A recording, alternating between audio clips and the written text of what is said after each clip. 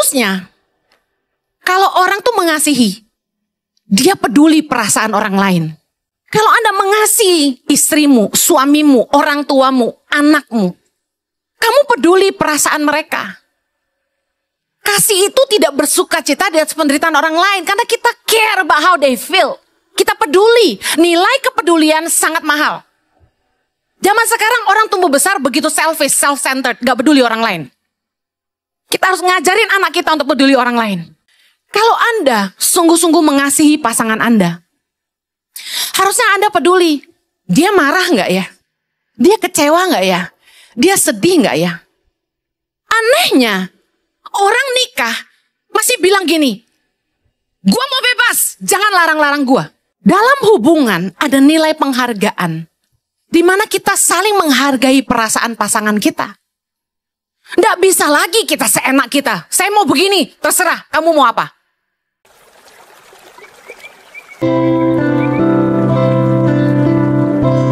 Tumpahkanlah isi hatimu, berikan roh hikmat dan wahyu, supaya firman-Mu boleh disampaikan dengan bahasa yang mudah kami mengerti, dan tolong kami untuk menghidupinya dalam hidup kami. Tolong hamba-Mu, karena sungguh tanpa Engkau hamba tidak mampu. Menyerahkan setiap menit-menit ke depan ke dalam pimpinan Roh Kudus sepenuhnya. Hanya di dalam nama Yesus yang siap diberkati Tuhan. Sama-sama kita katakan, amen, amen, amen. Silakan duduk. Nah, untuk ibadah ini saya akan bicara tentang penghargaan dan kesetiaan. Maaf kalau saya ngomongnya agak cepat supaya materinya kelar, ya. Kolose 3 ayat 14 kita baca sama-sama.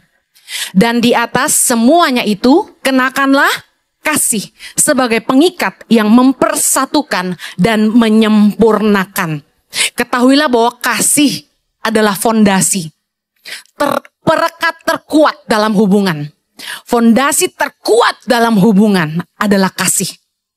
Makanya yang mau nikah, jangan nikah tanpa cinta. Jangan nikah cuma karena harta. Jangan nikah hanya karena tampangnya aja. Pastikan Anda nikah karena cinta. Jangan karena umur, jangan karena tuntutan publik, jangan karena tuntutan orang tua. Menikahlah karena cinta. Yang cinta aja masih sengsara, gimana yang gak cinta? Rasanya mati aja. It's real. Yang ngangguk-ngangguk tuh udah nikah semua. Saya tuh cinta mati sama suami saya. Beneran. Artinya cinta sampai mati.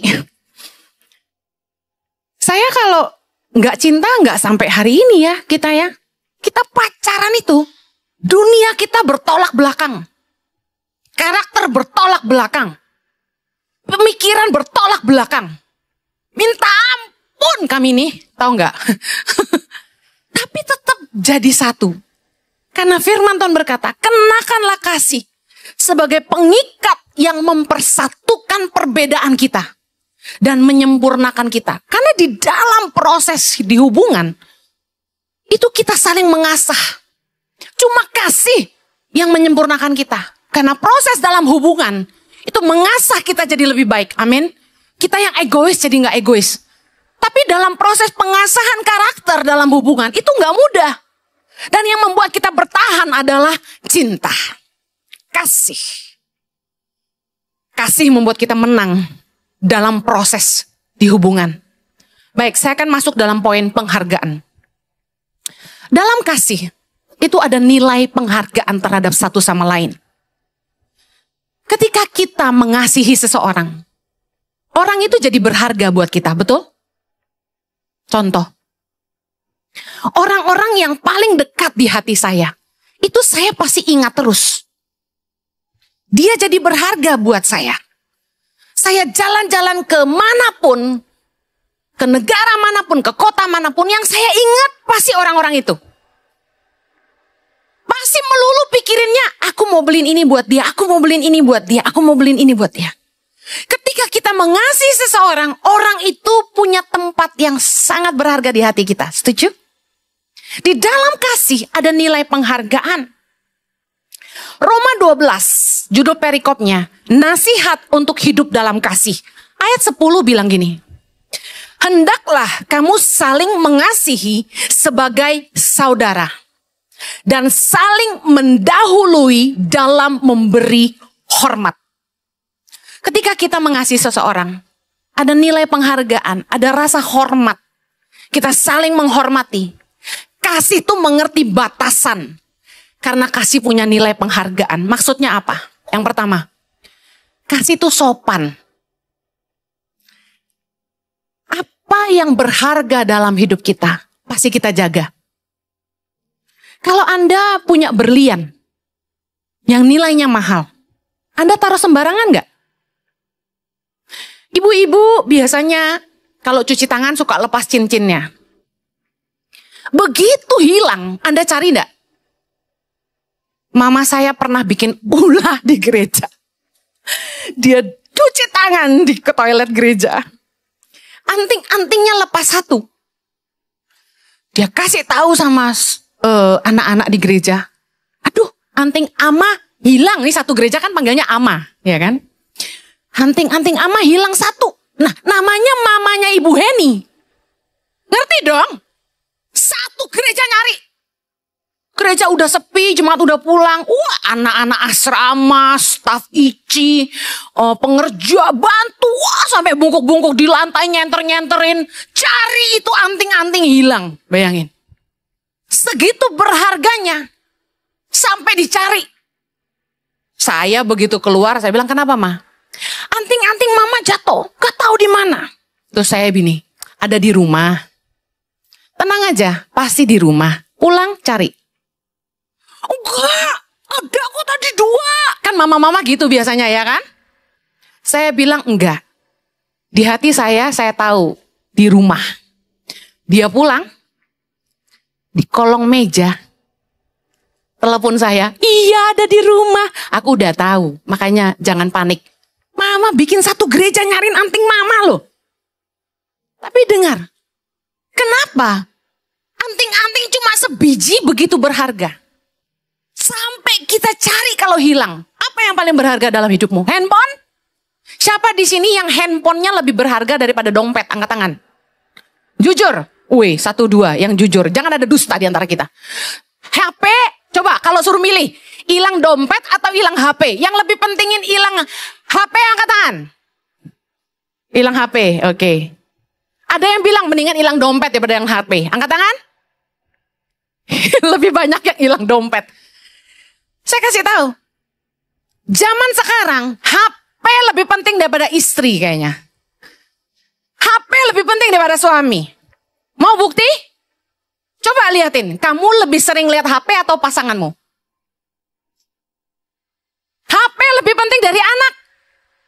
Anda lebih sering lihat HP atau lihat anak? Ketemu anak paling sehari cuma ngomong 15 menit. Papa-papa ya biasanya ya. Bercanda-bercanda dikit lah 15 menit. HP 20 jam. Kalau HP hilang dicarinya ampun-ampunan. Lihat, apa yang Anda kasihi jadi berharga. Nah harusnya, kalau sesuatu itu berharga kita jaga, betul? Mana mungkin Anda baru beli iPhone Pro Max 15. Ada tukang sampah lewat. Ih baik banget sih tukang sampahnya, rajin loh. Disapu loh tempat sampah saya. Nih iPhone nih buat kamu. Ada gitu? Nggak ada. Anda jaga. Anda simpan baik-baik. Kalau kita mengasihi seseorang, kasih itu pasti sopan. 1 Korintus 13 ayat 5. Ia tidak melakukan yang tidak sopan dan tidak mencari keuntungan diri sendiri. Kasih itu sopan. Ini yang membedakan kasih dan nafsu. Kasih punya nilai penghargaan, tidak sembarangan comat-comet orang. Tapi nafsu merusak. Anda mau bedain orang itu mengasihi Anda atau hanya nafsu aja? Lihat, dia menghargai Anda atau merusak Anda. Dalam 1 Korintus 13 tentang kasih, ayat 6 dikatakan gini. Ia tidak bersukacita karena ketidakadilan, tapi karena kebenaran. Kasih tidak bersukacita di atas penderitaan orang lain. Harusnya, kalau orang tuh mengasihi, dia peduli perasaan orang lain. Kalau Anda mengasihi istrimu, suamimu, orang tuamu, anakmu, kamu peduli perasaan mereka. Kasih itu tidak bersuka cita di atas penderitaan orang lain. Karena kita care about how they feel. Kita peduli. Nilai kepedulian sangat mahal. Zaman sekarang orang tumbuh besar begitu selfish, self-centered. Gak peduli orang lain. Kita harus ngajarin anak kita untuk peduli orang lain. Kalau Anda sungguh-sungguh mengasihi pasangan Anda, harusnya Anda peduli. Dia marah gak ya? Dia kecewa gak ya? Dia sedih gak ya? Anehnya, orang nikah masih bilang gini, gua mau bebas, jangan larang-larang gua. Loh, dalam hubungan ada nilai penghargaan, di mana kita saling menghargai perasaan pasangan kita. Nggak bisa lagi kita seenak kita. Saya mau begini, terserah, kamu mau apa? Kan ada kan yang gitu kan? Istrinya ngecek HP nggak boleh. Jangan ganggu-ganggu saya. Ini urusan saya. Suaminya mau pergi sama teman kemana, istri nggak boleh ikut campur. Istri mau pergi sama teman kemana, suami nggak boleh ikut campur. Kasih itu nggak gitu. Kasih punya nilai penghargaan terhadap perasaan orang lain. Kalau ada yang masih bilang kayak gitu, saya maunya gini, kamu mau apa? Itu jangan nikah. Anda yang masih bilang, aku ingin dapat terbang jauh, jangan nikah. Karena dalam pernikahan, dalam hubungan ada komitmen untuk saling setia. Herannya gini ya, ini fakta. Kenapa waktu pacaran, nilai penghargaan tuh sangat tinggi. Tapi waktu orang masuk dalam pernikahan, nilai penghargaan jadi berkurang. Kenapa? Dulu waktu masih pacaran, keluar masuk mobil dibukain pintu bukan? Saya masih ingat, Jojo jemput saya, lari-lari dia, bukain pintu.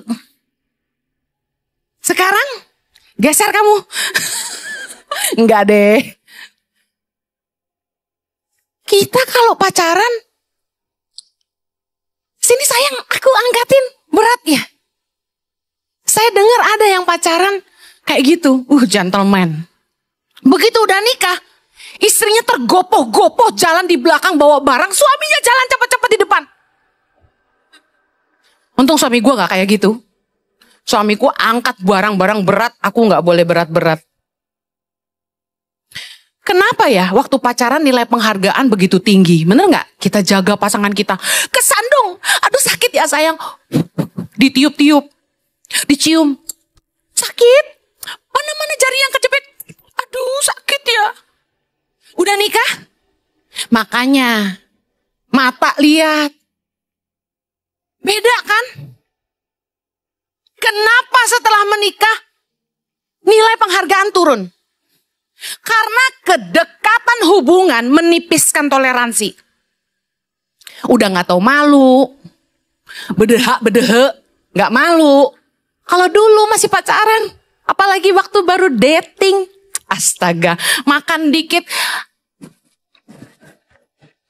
mau maaf, geli, udah nikah,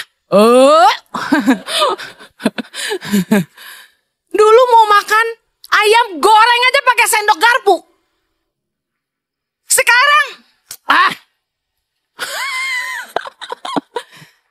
makanya saya bilang, Anda bisa menilai kedekatan hubungan Anda itu dari apa? Anda berani kentut di depan orang itu, berarti udah nggak ada nilai toleransi di situ. Padahal tahu nggak sih, pernikahan di mata Tuhan tuh sangat penting.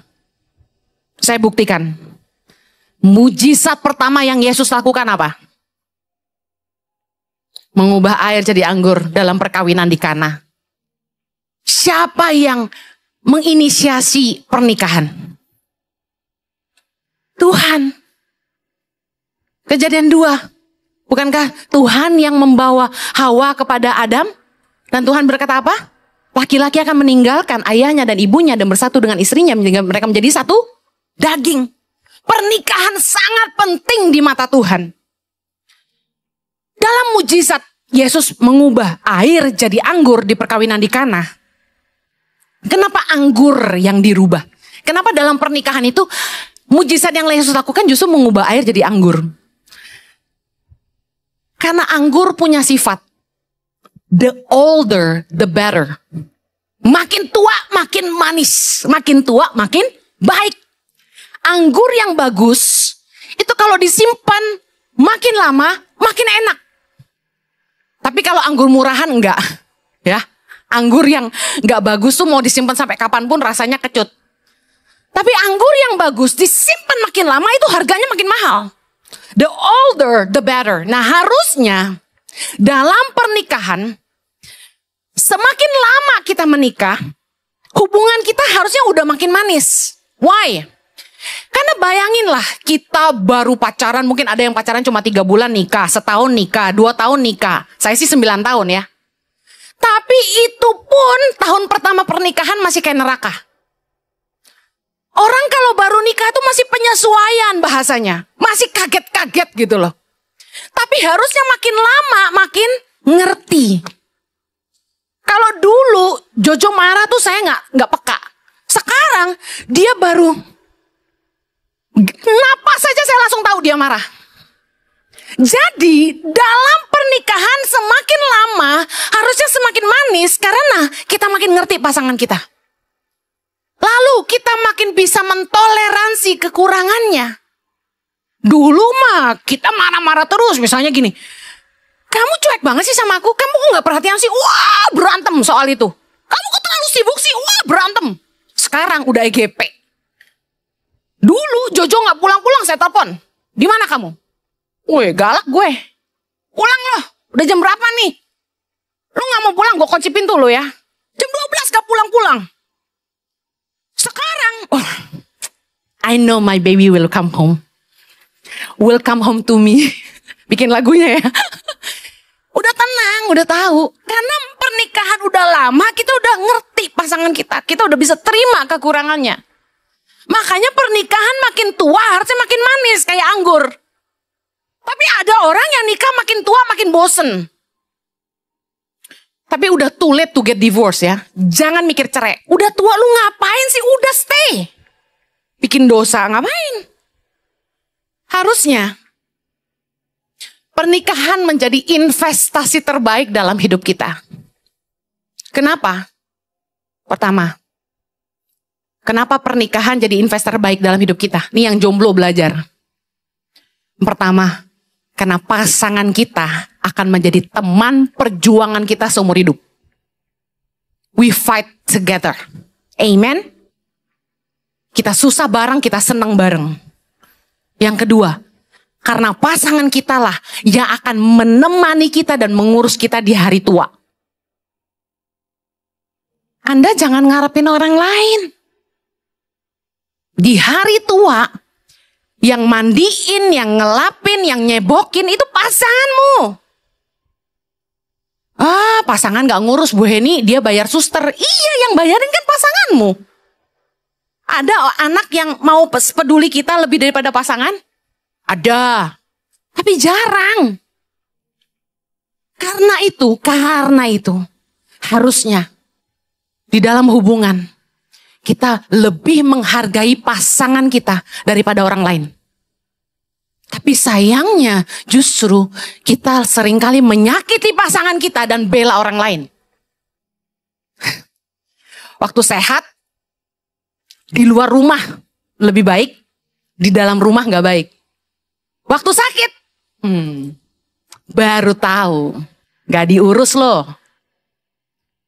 Makanya dalam kasih kita ngerti harus ada nilai penghargaan. Bukan sekedar Anda tidak tahu malu, Anda bisa buang angin sembarangan, bukan. Dalam pernikahan itu Anda harus jaga hubungan Anda. Karena pasanganmu menjadi investasi terbaikmu. Jangan malah disia-siain. Saya masih konselingin saat ini. Istri-istri yang nangis ke saya. Suaminya nggak mau ngerti perasaan dia. Seenaknya aja mau bikin apa. Mau kemana terserah dia. Yang kayak gini nggak boleh nikah. harusnya nggak boleh nikah. Tapi kalau udah terlanjur nikah, ayo berubah. Harusnya kamu lebih menghargai pasanganmu daripada orang lain. Nilai kasih dalam hubungan yang berikutnya, yaitu yang ketiga, kesetiaan. Roma 12 ayat 11. Baca sama-sama. Janganlah hendaknya kerajinanmu kendor, biarlah rohmu menyala-nyala dan layanilah Tuhan. Bersukacitalah dalam pengharapan, sabarlah dalam kesesakan, dan bertekunlah dalam doa. Well, hidup ini gak selalu baik. Hubungan tidak selalu indah. Tapi kasih yang membuat kita bisa bertahan dalam kesetiaan. Katakan amin. Saya mau bahas dulu tentang kesetiaan dalam melayani Tuhan. Dikatakan tadi di ayat 11, janganlah hendaknya kerajinanmu kendor, biarlah rohmu menyala-nyala dan layanilah Tuhan. Kasih kita kepada Tuhan yang akan membuat roh kita ini terus menyala-nyala untuk melayani Dia. Kayak orang yang baru jatuh cinta gitu loh, exciting, semangat untuk ketemu pacar. Kalau kita mengasihi Tuhan, kita semangat ke gereja untuk melayani. Semangat ke gereja tiap minggu untuk menyembah Tuhan, untuk dengar firman. Karena kita mengasihi Tuhan, kita nggak hitung-hitungan waktu. Bahkan kita rela mengasihi tenaga, waktu, uang untuk melayani Tuhan. Semangat melayani jiwa-jiwa, melayani di komunitas. Meskipun semua itu nggak memberikan keuntungan materi buat kita. Di Yayasan Tangan Pengharapan, saya sudah pernah ngomong ini. Saya nggak dapat apa-apa. Nama baik Tuhan kasih, yes. Karya yang kami bangun sama-sama untuk Indonesia. 2006 akhir saya melayani anak-anak putus sekolah. Ini udah tahun 2023, kurang lebih 17 tahun. Saya mau katakan gini. Saya tidak digaji sama Tangan Pengharapan. Tapi saya mendedikasikan hidup kami, suami istri, untuk melayani Tuhan dengan menolong anak-anak di Indonesia dan menjawab panggilan Tuhan. Gak ada untungnya buat kami. Capek iya, hitam iya, freckle semua di muka iya. Sampai dokter kulit pernah lihat tangan saya bilang ini penuaan dini. Gimana gak penuaan dini? Sunburn terus. Naik perahu, kebakar. Ibu gak pakai sunblock, percuma orang ombak nerpa kita, saya kehujanan, sunblock hilang. Gosong. Pulang lulur, pergi gosong lagi. Pulang lulur, pergi gosong lagi. Udah percuma lah. Makanya saya nggak pernah perawatan. Karena buat apa? Sebentar juga kejemur lagi. Udahlah, memang saya built to be on the field. Diciptakan Tuhan memang untuk jadi wanita di lapangan, bukan wanita jalanan ya. Saya bersukacita melayani anak-anak di pedalaman. Saya bersukacita menolong masyarakat yang gak mampu. Mereka ada di hati saya. Karena saya percaya ini yang menyenangkan hati Tuhan. Saya hidup cuma buat Tuhan. Dan karena saya mengasihi Tuhan, saya pengen melakukan apapun yang membuat Tuhan berkenan buat saya. Saya percaya kalau kita tuh cinta Tuhan, kita tuh gak pernah kendor melayani Tuhan. Amen. Kita semangat gitu loh. Kita nggak hitung-hitungan waktu. Orang kalau udah nggak punya kasih, itu mulai pertanyaannya nomor satu gini, apa untungnya buat gua? Dalam kesetiaan kita mengikut Tuhan, saya kasih tahu, tidak ada jaminan untuk kenyamanan. Yesus berkata dalam Matius 16 ayat 24. Yesus berkata kepada murid-muridnya, setiap orang yang mau mengikut aku, ia harus menyangkal dirinya, memikul salibnya, dan mengikut aku. Mana jaminan kenyamanan? Orang sekarang banyak sekolah Alkitab. Tujuannya apa? Supaya jadi pendeta, punya gereja, jadi orang kaya. Aneh. Gak ada jaminan kenyamanan. Kami melayani. Gak pernah punya standar fee. Saya juga jadi mau ketawa. Karena kalau ditanya, kalau ngundang ibu, fee-nya berapa? Itu jadi saya geli sendiri gitu. Karena kami tahu melayani Tuhan itu nggak boleh tujuannya uang gitu. Kita mulai semua dari bawah. Kami melayani di desa, di kota kecil, gereja kecil. Nggak pernah pilih-pilih. Ya bersyukur ada gereja besar yang ngundang, yang jemaatnya ribuan, puji Tuhan.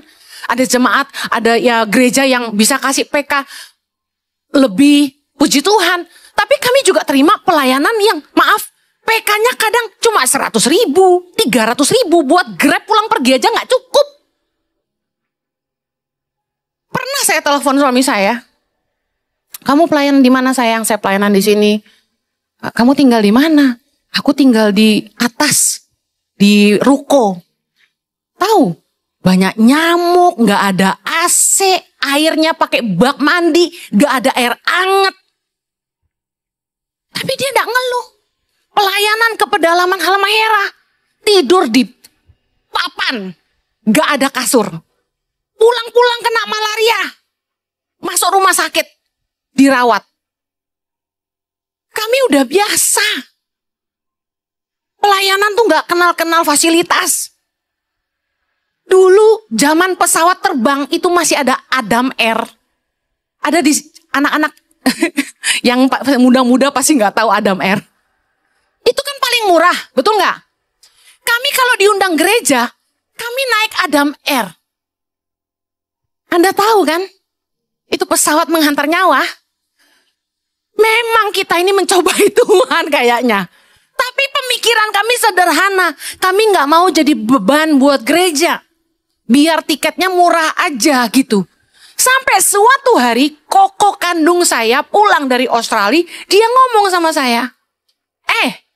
Nyawamu itu lebih penting daripada tiket pesawat itu. Kamu itu ngidupin ribuan anak. Kenapa kamu cari tiket murah-murah? Gereja ganti kok. Itu gereja kaya-kaya. Kamu kok pakai tiket murah-murah?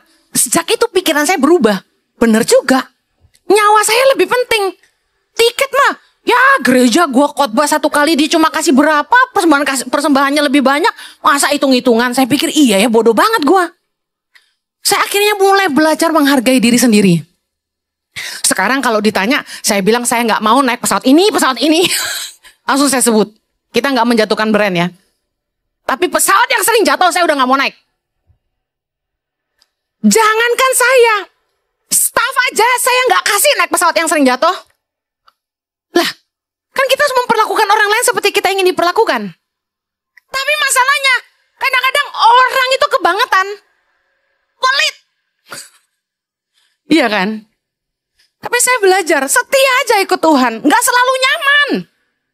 Kadang-kadang tuh jengkel luar biasa. Kita melayani di satu perusahaan. Perusahaannya gede. Yang dengerin saya khotbah itu direktur CEO. Maaf, pulang dikasih amplop kecil begitu buka 300.000. Saya tetap setia tuh. Diundang lagi saya datang lagi. Sekarang sih sudah nggak terima pelayanan ya, mohon maaf ya. Udah nggak terima undangan. Nih, kita nggak pernah pilih-pilih. Mau jalannya sempit, mau sampai nggak bisa parkir, naik tangga. Ingat kan dulu saya pendeta jualan keliling. Bawa koper 2 kanan kiri buat tangan pengharapan toh. Itu ada ruko gereja yang di lantai 3. Itu ngangkatnya 4-4. Makanya saya sakit pinggang sekarang. Kita nggak pilih-pilih. Ikut Tuhan tuh jangan cari nyaman. Masa ada jemaat yang saya dikasih tahu. Gara-gara AC diici panas dia pindah gereja. Serius banget. Suaminya senang di sini, istrinya nggak mau di sini karena AC-nya panas. Lu mau ke gereja apa ke bioskop? Nyari AC dingin. Anda kepanasan sekarang?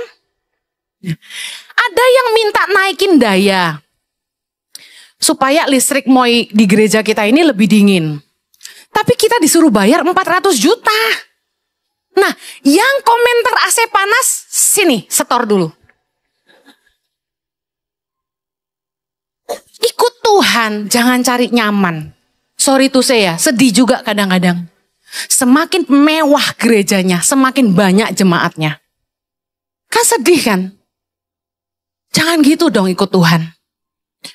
Ikut Tuhan itu harus setia, kasih itu setia. Kita belajar dari Yesus. Yesus aja setia loh. Ibrani 3 ayat 6. Tetapi Kristus setia sebagai anak yang mengepalai rumahnya dan rumahnya ialah kita. Jika kita sampai kepada akhirnya teguh berpegang pada kepercayaan dan pengharapan yang kita megahkan. Yesus itu setia sampai mati buat kita. Tahukah Anda bahwa salah satu kerinduan dalam hidup saya adalah suatu hari nanti kalau saya mati, saya pengen dengar Yesus ngomong gini. Baik sekali perbuatanmu itu, hai hambaku yang baik dan setia. Engkau telah setia dalam perkara yang kecil, aku akan membawa engkau dalam perkara yang besar. Aku tuh cuma pengen dengar itu aja dari Tuhan. Makanya saya nggak terlalu norak, ngetop gitu. Enggak, itu enggak ada tujuan ke situ. Saya cuma kangen denger ini aja dari Tuhan satu hari nanti. Yuk kalau kita tuh mengasihi Tuhan, kita nggak hitung-hitungan melayani Tuhan, amin. Kita nggak usah lah terpengaruh sama orang. Lu ngapain nabur di gereja, itu uangnya buat apa? Kalau ngasih tuh ngasih karena kita mengasihi Tuhan. Beri dengan sukarela dan sukacita. Ada yang nanya ke saya gini kemarin di Amerika, lucu juga. Bu Heni, kalau saya investasi ke bank, bunganya 20% katanya, dia bilang. Bank atau investasi apa gitu, mana ada bunga bank 20%, aku pikir. Nah, daripada saya investasi ke saham 20%, dia bilang, bisa nggak kalau saya naburnya ke gereja, tapi saya mengharapkan 20%, dia bilang gitu. Saya bingung, ini orang Kristen apa sih kok nanyanya bikin sakit kepala. Jangan hitung-hitungan sama Tuhan. Tuhan kalau mau pasang rate dalam hidupmu, napasmu tuh habis berapa sehari? Oksigen itu kita tahu mahal kan? Ada orang dari gereja lain datang ke sini ngomong gini sama saya. Emang kurang ajar. Dia bilang gini, di gereja saya, itu kalau nabur baliknya cepet. Hah? Gimana maksudnya? Coba ulangi, saya bilang. Jadi Bu, kalau di gereja saya itu nabur katakan perpuluhan, itu baliknya cepat. Tuhan memberkati usaha saya berlimpah-limpah, dia bilang. Baliknya cepat. Kata baliknya cepat tuh, wah saya bingung. Kok bisa ya orang Kristen kayak gitu? Kalau Anda ikut Tuhan karena ada maunya, Anda bukan orang yang setia. Kasih itu setia dalam suka maupun duka. Amen. Makanya, saya mau bahas terakhir sebelum waktu saya habis. Kesetiaan dalam pernikahan. Gak tahu ya ini kok Tuhan taruh di hati ngomong pernikahan. Sorry jomblo-jomblo. Dalam pernikahan kita akan menghadapi proses kesetiaan. Ketika pasangan kita tidak setia. Ketika pasangan kita melukai kita. Ketika pasangan kita mengecewakan kita nggak seperti yang kita harapkan. Ketika pasangan kita jatuh sakit. Jatuh miskin. Ketika pada kenyataannya pernikahan kita nggak bahagia. Disitulah kesetiaan kita diuji. Saya mau pesan buat yang mau menikah. Jangan sembarangan janji nikah. Kenapa sih kalau janji nikah tuh dihafalin? Seperti yang disuruh gereja. Bukan gitu janji nikah itu. Janji nikah tuh harus lahir dari hatimu. Saya, Heni Kristianus, menerima engkau, Yohanes Kristianus, sebagai suamiku yang sah dan satu-satunya dari Tuhan. Aku berjanji. Nggak gitulah. Aku waktu janji nikah sama Jojo mah, saya dari hati. Puitis banget gitu. Saya kasih tahu, jangan belagu janji nikah muluk-muluk. Nanti nepatinnya nggak bisa. Nih yang sudah nikah. Yang sudah menikah angkat tangan. Bukankah kita sudah berkomitmen di hadapan Tuhan dan jemaat? Sudah berjanji akan setia dalam suka maupun duka. Ketika sakit maupun sehat. Dalam susah maupun senang. Dalam miskin maupun kaya. Katakan. Tapi kenapa banyak pernikahan yang gak setia? Karena kesetiaan itu diuji bukan waktu pasangan kita sehat, kaya, baik, sayang. Rumah tangga bahagia. Semuanya ceria, sunshine. No, justru kesetiaan kita diuji waktu semuanya nggak baik-baik aja. Dan ingat, setiap keputusan yang kita ambil tuh ada konsekuensinya. Kita nggak bisa hanya mau terima bagusnya tapi nggak mau terima jeleknya. Mana ada manusia sempurna di dunia ini? Kita lihat berita-berita di sosial media tentang artis-artis yang like queen and king, like prince and princess. Mereka kayak perfect couple, blessed, beautiful, handsome, and rich. Anda yakin di dalamnya nggak ada masalah? Gak ada rumah tangga yang problem free itu nggak ada, omong kosong. Proses dalam pernikahan tuh nggak mungkin terelakkan. Justru kesetiaan kita tuh diuji, kasih kita diuji. Waktu pasangan kita tuh nggak baik sama kita, waktu pasangan kita tuh mengecewakan kita, waktu pasangan kita itu nggak setia sama kita, waktu pasangan kita itu nggak seperti yang kita harapkan. Tahukah Anda bahwa ketidaksetiaan dalam pernikahan membuat persembahan kita tidak diterima Tuhan dan doa kita tidak didengar Tuhan? Maleakhi 2 ayat 13, kita baca sama-sama. Maleakhi 2 ayat 13 sampai 15. 3, 2, 1. Dan inilah yang kedua yang kamu lakukan. Kamu menutupi mezbah Tuhan dengan air mata, dengan tangisan dan rintihan, oleh karena ia tidak lagi berpaling kepada persembahan dan tidak berkenan menerimanya dari tanganmu. Ayat 14. Dan kamu bertanya, oleh karena apa? Oleh sebab Tuhan telah menjadi saksi antara engkau dan istri masa mudamu yang kepadanya engkau telah tidak setia. Padahal dialah teman sekutumu dan istri seperjanjianmu. Ayat 15. Bukankah Allah yang esa menjadikan mereka daging dan roh? Dan apakah yang dikehendaki kesatuan itu? Keturunan ilahi. Jadi jagalah dirimu dan janganlah orang tidak setia terhadap istri dari masa mudanya. Lihat. Istri dari masa muda berarti udah gak muda. Dalam pernikahan, biasanya laki-laki dalam usia 55, 65 itu sedang puber kedua. Mulai lihat yang indah-indah karena istrinya sudah tidak indah. Tapi sebenarnya kalau Anda punya uang, pernaklah istrimu, jangan pelit. Tarik mukanya, bawa ke Korea. Suntik salmon. Apa kek? Bisa kok kita lihat artis-artis mukanya kenceng, kinclong gitu. Jangan komplain, jangan menghina. Penuaan itu nggak bisa ditolak. Kalau Anda nggak punya duit, ya udah terimalah istrimu apa adanya. Anda gantri istri juga Anda nggak punya duit. Emang yang muda-muda mau kalau Anda bokeh? Cuma ditransfer pulsa mau? Enggak lah. Dengar baik.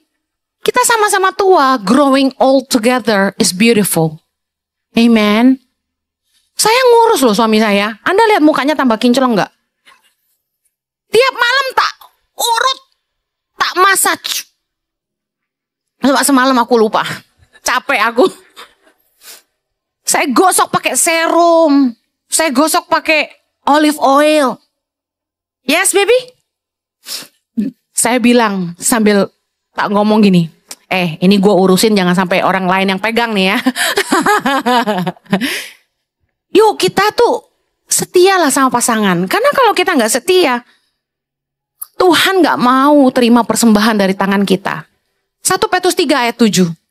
Demikian juga kamu, hai suami-suami, hiduplah bijaksana dengan istrimu sebagai kaum yang lebih lemah. Hormatilah mereka sebagai teman pewaris dari kasih karunia, yaitu kehidupan, supaya doamu jangan terhalang. Konflik dalam rumah tangga membuat doa kita nggak didengar Tuhan. Yuk yang rezekinya seret-seret, perbaiki rumah tanggamu. Ini kok dari tadi ayatnya untuk laki-laki, yang perempuan juga zaman sekarang banyak yang meninggalkan suami masa mudanya. Ini kenapa ditujukan ke laki-laki? Karena zaman dulu kan perempuan itu nurut gitu loh, takut gitu. Kalau zaman sekarang perempuan perkasa ya Pak. Ya kan? Banyak yang ngeri-ngeri juga perempuan zaman sekarang. Sama lah laki-laki perempuan, kita harus saling jaga. Karena kalau kita tidak setia sama pasangan kita, doa kita tidak didengar Tuhan, hidup kita tidak berkenan sama Tuhan. Saya akhiri. Dalam kasih ada nilai ketulusan, kesetiaan, penghargaan, pengorbanan, pengampunan. Khusus tadi saya bahas tentang penghargaan dan kesetiaan. Jangan tidak menghargai pasanganmu. Suami harus menghargai istri, istri harus menghargai suami. Pernikahan harus jadi investasi yang paling berharga dalam hidup Anda. Karena pasanganmu adalah teman perjuanganmu seumur hidup. Investasi untuk masa tuamu yang akan mengurus dan menemani Anda di masa tua. Jangan Anda tidak sayang. Jangan lebih sayang orang lain tapi menyakiti pasangan sendiri. Kasih membuat kita bertahan dalam kesetiaan. Kesetiaan justru diuji waktu semuanya nggak mudah. Amen. Waktu uang lagi susah, lagi ada masalah. Kesetiaan kita diuji waktu pasangan malah nggak setia. Yuk, terus belajar setia. Saya bersyukur dalam pernikahan kami Tuhan pulihkan banget. Saya pernah salah, Jojo pernah salah. Tapi kami bersyukur hari ini kami sangat-sangat menikmati pernikahan kami. Saya kenapa senang khotbah tentang ini? Karena kami menang di sini. Jadi saya percaya Anda pun bisa menang. Jangan menyerah dalam hubungan. Ayo berhenti bertengkar, berhenti saling menyiksa, berhenti saling menyakiti. Cintai pasanganmu. Bahagiakan pasanganmu. Kalau Anda pengen tahu apakah hidupmu setahun ini sudah jadi berkat atau enggak buat pasanganmu, tanya, sayang, kamu lebih bahagia enggak sama aku? Jangan-jangan dia bilang gini, enggak, sama kamu aku lebih susah. Ayo, kalau mau belajar jadi berkat itu dimulai dari satu orang, pasanganmu. Yang belum nikah, jadi berkat buat orang tuamu. Jadi berkat buat tempat kerjamu. Jadi berkat buat anak-anakmu, jadi berkat buat pegawaimu. Amen. Saya berdoa, Anda terus belajar menghargai, Anda terus belajar setia. Karena kasih itu punya nilai penghargaan dan dalam kasih kita setia. Amen. Kita doa. Bapa di sorga, kami bersyukur untuk kebenaran firman-Mu yang mengingatkan kami, berdoa supaya kami terus dalam hubungan kami satu sama lain, kami boleh saling menghargai, kami boleh saling setia satu sama lain, melewati banyak masa-masa sulit, kehidupan yang tidak mudah. Kami mau terus setia ikut Tuhan, kami mau terus melayani Tuhan dengan roh yang menyala-nyala, karena Tuhan sudah terlalu sangat baik dalam hidup kami. Terima kasih Tuhan, kami berdoa agar di penghujung tahun ini jadi perenungan bagi kami. Kami mau membangun komitmen kami lagi untuk terus setia ikut Tuhan. Terus melayani Tuhan dengan sungguh-sungguh. Terima kasih. Hamba-Mu menyerahkan umat-Mu ke dalam pemeliharaan-Mu yang sempurna. Di dalam nama Yesus yang berdoa. Amen. Have a blessed Sunday. Take care. Have a blessed week. I love you. God bless you.